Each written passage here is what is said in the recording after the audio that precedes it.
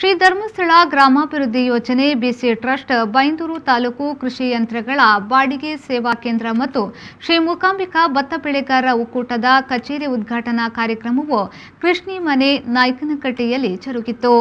ಕಾರ್ಯಕ್ರಮವನ್ನು ದೀಪ ಬೆಳಗಿಸಿ ಉದ್ಘಾಟಿಸಿ ಮಾತನಾಡಿದ ಪರಮ ಪೂಜ್ಯ ಡಾಕ್ಟರ್ ಡಿ ವೀರೇಂದ್ರ ಹೆಗ್ಡೆಯವರು ಸ್ವಸಹಾಯ ಸಂಘದ ಕಾರ್ಯಾಚರಣೆಯ ಬಗ್ಗೆ ಅರ್ಥಪೂರ್ಣ ವ್ಯಾಖ್ಯಾನ ಮಾಡಿದರು. ಧರ್ಮ ಭೀರುತ್ವ ಪದದ ಅರ್ಥವನ್ನು ವಿಶ್ಲೇಷಿಸಿ ದುಶ್ಚಟಗಳಿಗೆ ಬಲಿಯಾಗದೆ ಧರ್ಮದಿಂದ ಜೀವನ ಸಾಗಿಸಿದ್ರೆ ಅರ್ಥಪೂರ್ಣ ಬದುಕನ್ನು ಕಾಣಬಹುದು. ಹಾಗೂ ಈಗ ಕೃಷಿ ಮಾಡಲು ಆಧುನಿಕ ತಂತ್ರಜ್ಞಾನ ಬಳಸಿ ಕಡಿಮೆ ಖರ್ಚಿನಲ್ಲಿ ಉತ್ತಮ ಬೆಳೆ ಬೆಳೆಯಲು ಸಾಧ್ಯವಾಗಿದ್ದು, ಶ್ರೀ ಮೂಕಾಂಬಿಕಾ ಭತ್ತ ಬೆಳೆಗಾರರ ಒಕ್ಕೂಟ ಮತ್ತು ಸ್ವಸಹಾಯ ಸಂಘಗಳ ಮೂಲಕ ವಿವಿಧ ಸೌಲಭ್ಯಗಳನ್ನು ಪಡೆಯಲು ಸಾಧ್ಯವಾಗಿದೆ. ಹಾಗೂ ಕೃಷಿ ಕ್ಷೇತ್ರವನ್ನ ಧಾರ್ಮಿಕ ಕ್ಷೇತ್ರ ಎಂದರು. ಈಗ ಮೂಕಾಂಬಿ ಹೆಸರಿನಲ್ಲಿ ಇಲ್ಲಿ ಭತ್ತ ಖರೀದಿ ಕೇಂದ್ರ ಮಾಡಿದ್ದಾರೆ. ಹಾಗೆ ಮಾತೆ ಮೂಕಾಂಬಿಕೆಯನ್ನು ಕೂಡ ಸ್ಮರಿಸಿ ಬೈದೂರಿನಲ್ಲಿ ಇರ್ತಕ್ಕಂಥ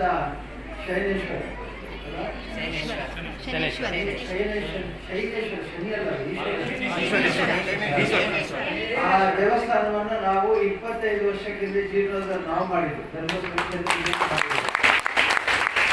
ಧರ್ಮಸ್ಥಳ ಟ್ರಸ್ಟ್ ಅಂತ ಒಂದು ಟ್ರಸ್ಟ್ ಅನ್ನು ಪ್ರಾರಂಭಿಸಿ ಪ್ರಾಚೀನ ದೇವಸ್ಥಾನಗಳನ್ನು ನವೀಕರಿಸುವ ಒಂದು ಯೋಜನೆಯನ್ನು ಪ್ರಾರಂಭ ಮಾಡಿ ಮೊದಲನೇ ದೇವಸ್ಥಾನವೇ ಬೈಂದೂರಿನ ದೇವಸ್ಥಾನವನ್ನ ಪ್ರಾಯೋಗಿಕವಾಗಿ ನಾವು ಮಾಡಿದ್ವಿ.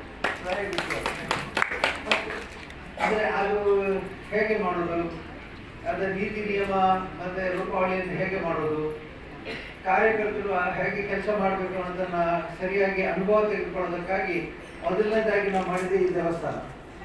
ಹಾಗಾಗಿ ಯಾವಾಗಲೂ ಈ ದಾರಿಯಲ್ಲಿ ಹೋಗುವಾಗ ನೆನಪಾಗ್ತಾ ಇರ್ತದೆ. ಎರಡನೇದಾಗಿ ಬೈದೂರು ಮೈಯಾಡಿ ಶಾಲೆ.